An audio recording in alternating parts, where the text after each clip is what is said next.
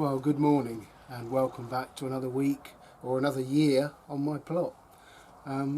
It's been a lovely break.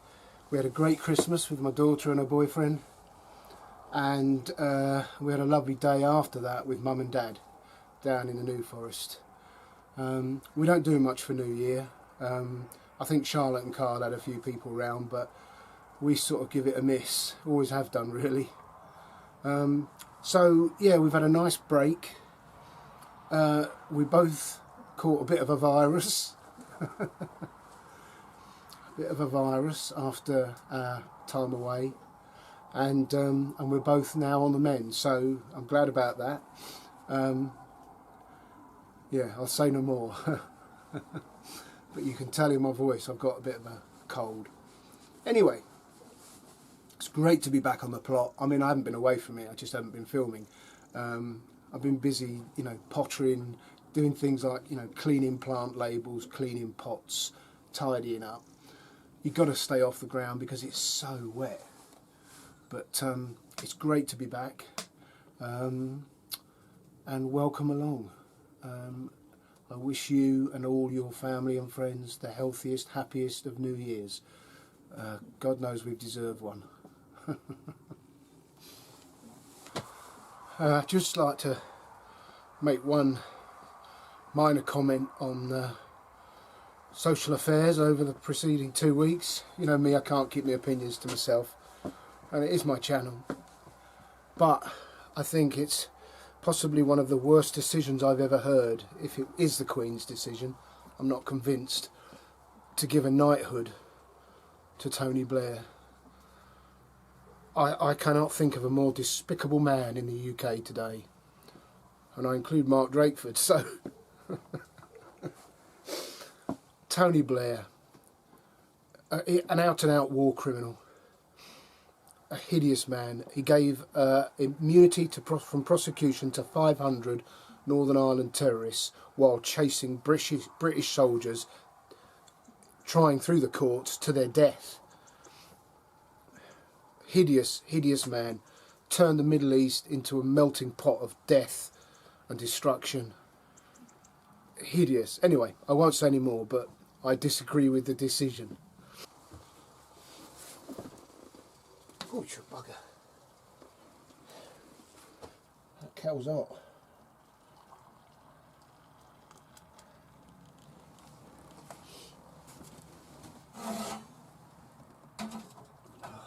Perfect.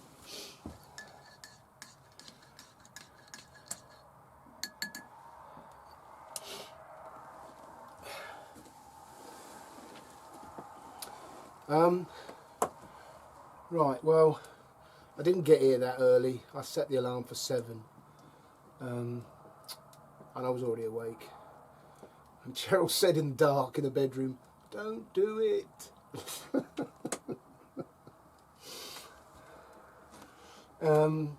So yeah, I wasn't up here that early, but it's been a lovely sunrise. It's a beautiful day, actually. Classic winter's day. Cold, the wind is bitter, but the fire's hot. And I just wanted to say a couple of things to sort of lighten the mood after threatening to shoot Tony Blair. And I've seen a couple of things over, you have a quick scan of the news and see what's going on in this crazy world. And I saw a woman had been taken to hospital for trying to fart excessively. She's been selling her farts in bottles online. Now,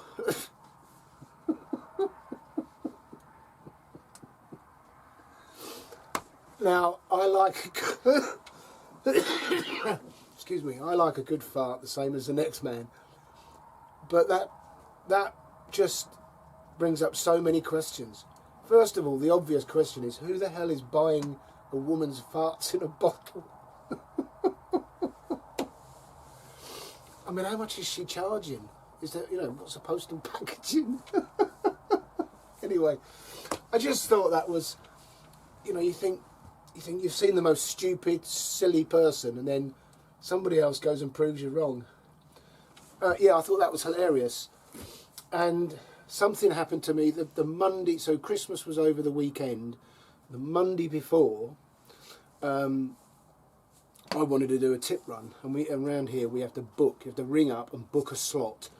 I think the council, you know, they've used COVID as the excuse, but they like it because you get a lot less people in. You know, whereas before they were queuing out of the tip, now you get a slot. They don't have to help you unload the car because of COVID. You know, so I think they like it. You know, the council workers don't have to work very hard now. In fact, I'm not even sure they really have to work full stop. But anyway, I booked a slot, or I rang up to book a slot, and I got this very Welsh lady. She was lovely. She was very Welsh on the phone. Forgive me my attempt at the Welsh accent. Been living with the damn thing for over 30 years. I should be able to do it, shouldn't I? Anyway, she said, and this was Monday, so she said, oh, I can't get you in today, we're fully booked. Oh, tomorrow, Tuesday, they've got some works going on, so they're not open. And they're shut Wednesday and Thursday, that's their days off, because they work the weekend. So what day would you like? I just couldn't help but laugh at her down the phone. I says, well, how about Friday? Oh, yes, I can do Friday. What time would you like? I just, that is so Welsh. Yeah, hilarious. I can't do you Monday. You can't get in Tuesday, and Wednesday and Thursday it's shut. What day would you like? Absolutely hilarious. Anyway, we had a bit of a chat, and it was lovely. But she did make me chuckle. I couldn't believe it. Yeah, so, and the last thing I'm going to make a comment on that I saw on the news, I'm not sure it's specific to Wales, but, you know, it was on the Welsh section of the BBC News that I saw this, and it's that Mark Drakeford has instructed civil servants in Wales not to use the term able-bodied. Yet they are to use the term not disabled. I mean, does that do that to you? Do you think I despair? So I'd just like to say that I'm able-bodied, Mark. I'm not disabled. I'm left-handed. I'm not right-handed. You prat. Do you know, I always remember in the army when you got a really bad decision, or what appeared to be a bad decision, came down the chain of command. I'd always say to my blokes, I say, look guys, I know it looks mad, but the people making the decisions have got the bigger picture. They know what they're doing, let's just crack on. And we got on with it. And then one day I became an officer, and I looked at these officers making the decisions, and I realised, no, they don't know what they're doing. They've got the bigger picture, but they don't know what to do with it. You know, and I try, you know, I mean, Boris Johnson, I disagree fundamentally with every core of my body with what he's done to the country, you know, and I'm not going to go on about that. But I've always thought, well, he went to Eton, he must be intelligent. And I've always thought, you know, Mark Drakeford, I mean, he appears to me to be a really stupid man. But he's the head of a country, he can't be. And then I realise, actually, yes, he can. There are stupid men everywhere. And Mark Drakeford qualifies in every sphere as a stupid man. Really, really stupid. So, both able-bodied and disabled are welcome on my plot. But you will be called what you are, not what you're not. I don't know. Tell me what you think. Is it me?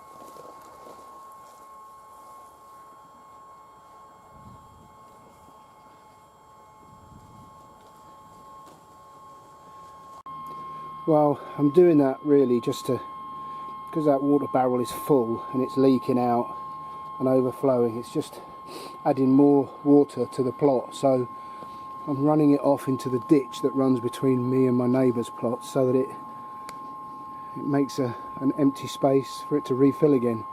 Anyway, let's have a wander down the plot. Not a lot happening at the moment. But what have I got in?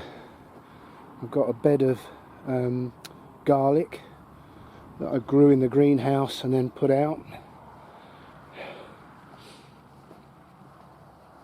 I've got 2 large beds of onions. Hopefully they won't become too waterlogged. There and there. Eating lots of kale. Good to see the daffs coming up. This is my main project that I should be carrying on with today. I shall talk about that later. And then coming through to the extra bit, still harvesting parsnips. The rhubarb is starting to show signs of new growth. And then finally, down on the new plot of ground, again, more onions. And because this ground has got such large sloping sides and ditches round, it doesn't flood. No matter what the weather does, this plot here doesn't flood. And one of the main reasons for that is, if you can see that little pipe, it's just down there, that is taking the runoff that's going down between my neighbour and my plot, so that should have some water coming out the water butt now. In fact, I can see it running, and that runs down through that ditch, and then there's another grey pipe under this path, passes under there and comes out here, and that then runs off. Again, there's a pipe under that path, joins the ditch down the end there, and then runs off down the side of Melvin's plot. So I've put in a lot of time and effort in irrigating my plot and ensuring that the standing water is kept to a minimum, and it's definitely working. And of course that's key if I want to overwinter crops, albeit onions and garlic, but they still don't want to sit in water. So yeah, not a lot going on. It's January, let's face it, but I'm very happy that whilst very few other people coming up their plots at the moment, and I can understand that, but they're not getting ahead of the game. And you come to March and April, when they may start to turn up, you're already battling the weeds. So I think now is a good time to be on the plot, making sure that you've got every advantage and head start you can gain ready for the coming season. So that's how Hanley Plotters 89B looks at the moment. Not the prettiest sight, but it's all neat and tidy. Right, I'm going to go and drink that cup of coffee. I've mentioned it before that periodically, when I get the time, I just try and keep the rolling program of improvements going. And I've sat up at my shed and observed the rats running to and fro in my compost heaps, and I just thought, well, if I can do something to improve that situation and keep the rats out, not that I'm sure I can, but I'm going to try, and I thought I would do it with these compost heaps. So at the moment, these 2 bays here that have got the wooden slats at the front, they are now completely enclosed. There's no way the rats can get inside those, he says optimistically. And today I'm going to make sure that the 2 pieces of plastic that form the covers on the top are hinged so that they can't blow away.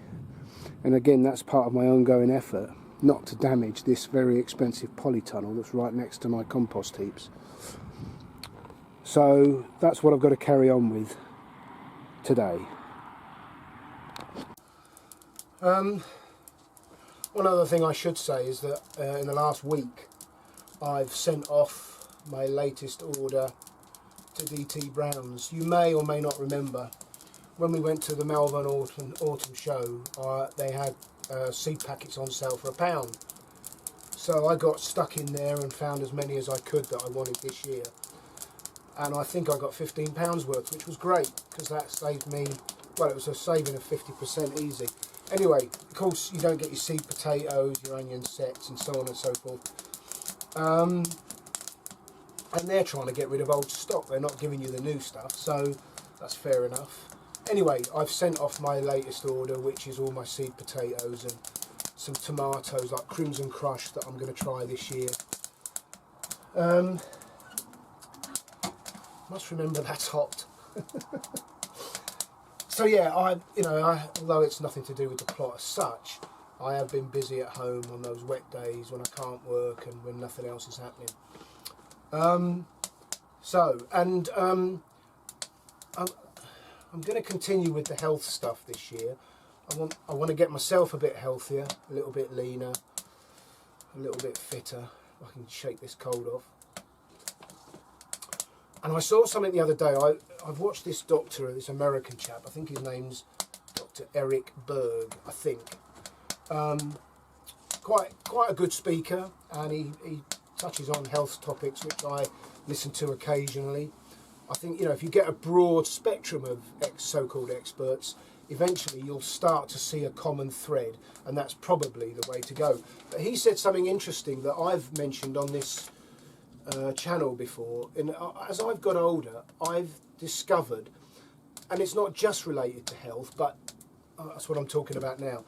If you look at the normal social accepted norm, whatever the subject, if you do the opposite, very often you'll be right. And he said that. He said, with regard to health, most of the health advice you get from the mainstream media, the main health services, is usually absolutely the opposite of what you should do. He said he searched on the internet many different sites, and he said, now bearing in mind he's an American, and I could tell he wasn't familiar with the British system. He said, I came across this website, and as regard health advice, it was definitely the worst I could find. It had the worst health advice and dietary advice I could find, and it was called NHS. He said, I believe that's what they call the British health system, but I'm not sure. But this NHS website had diabolical health advice, which is what I have found. It's truly shocking, the NHS, with regard health. And he said the first thing they have on their health advice is eat a balanced diet. And he said, if anyone ever says to you, eat a balanced diet, turn around and walk out the room, because that person doesn't know what they're talking about. And he said, if you think eat a balanced diet is the right way to go, what it's saying is that everything you eat is equal to everything else. That, a donut is equally as good to eat as a plate of broccoli, and that you should eat them in a balance. Well, of course, that's so frighteningly stupid, and I totally take his point. So one of the first things I'm going to do this year is I'm going to strive, I mean we already do, but I'm going to strive a little bit harder to eat an unbalanced diet. And it's going to be unbalanced, leaning heavily towards fruits and vegetables. I mean, we don't eat meat, and we eat almost no dairy. It's very hard to eat truly vegan when you go out. So occasionally, if to pick something off a poor menu, then we won't have meat, full stop. But it may end up with a Caesar salad, which has got a few little lumps of cheese in it or something. But anyway, and I saw these health sayings, and I thought they'd be quite interesting for the channel. Anyway, see what you think. Oh, should have cleaned these before I use them. Love yourself enough to live a healthy lifestyle.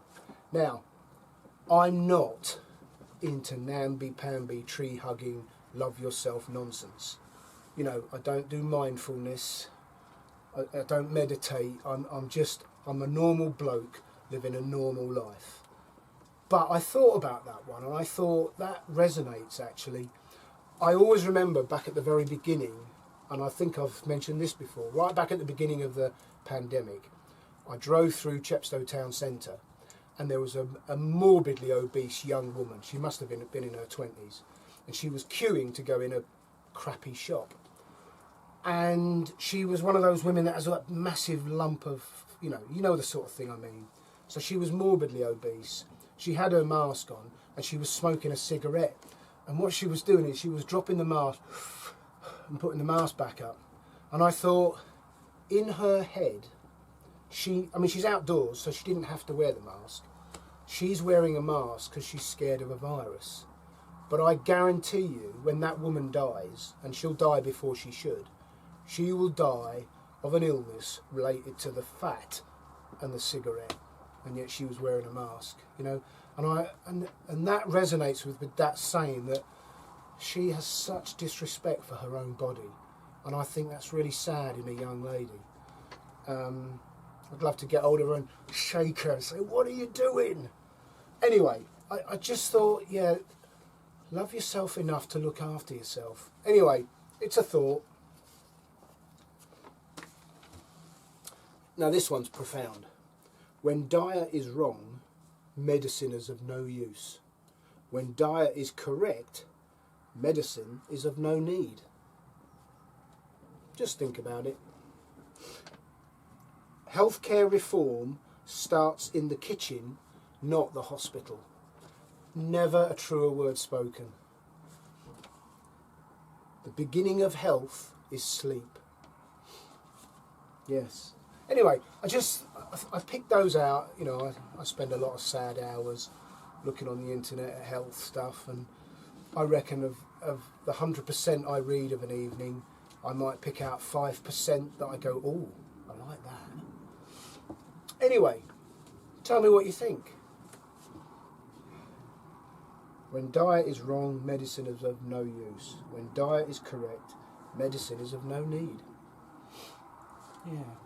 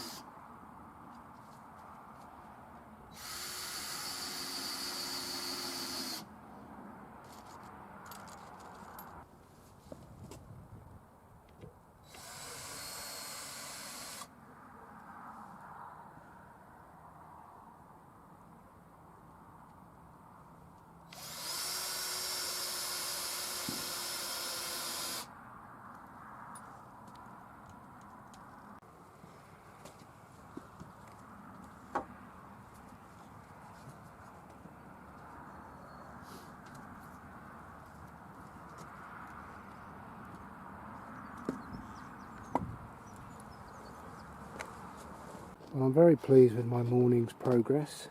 That bay I'm going to leave open for now.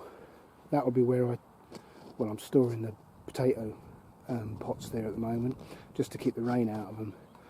But that's where I'll keep all my odds and sods, and where I'll put my stuff to go in the compost heap prior to it being chopped up. These are two completed bins now. The one on the right was emptied into there and turned on the 4th of January. That was a challenge with this cold. Excuse all my sniffing. And this end bay I'm now going to enclose with all these pallet pieces I've kept and denailed. So I'll have a 3rd active bay when I need it in the summer. So that's what I'm going to start on now.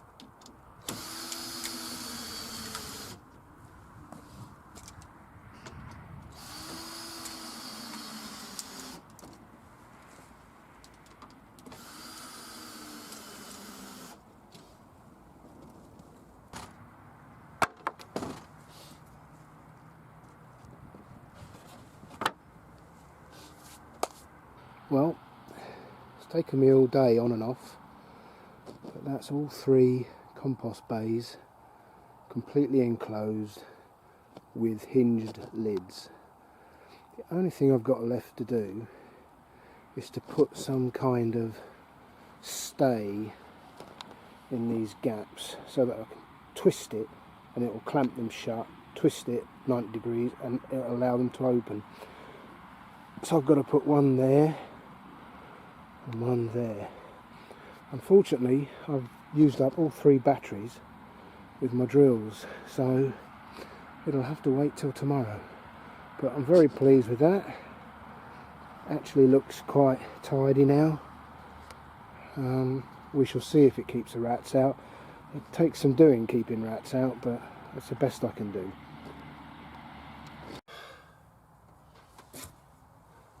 Well, it's been a lonely day. Not a single other person on the plot or the site. And it's been a beautiful day, really lovely weather. It's your classic winter day. I've noticed other gardening YouTubers have got videos saying what to sow in January, and you know, and I have sown stuff in January before, tomatoes and a few other bits and pieces. But when I did my plot tour a few minutes ago, or this morning, I missed out my broad beans. So currently, as we speak, I'm still cropping from last year: kale, carrots, parsnips. I think that's it.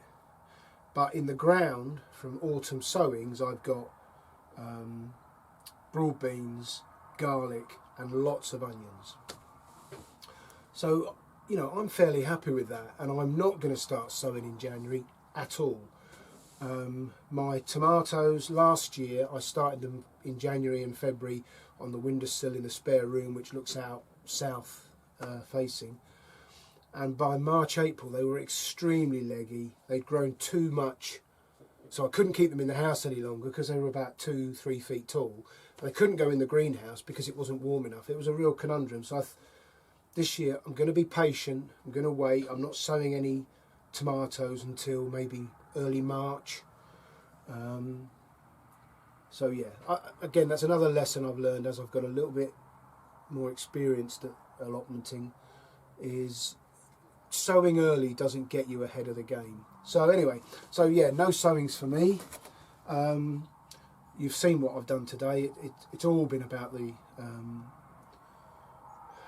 compost heaps. I've done nothing else, and I've just alternated that with coming in here. I'm still out of breath with this virus,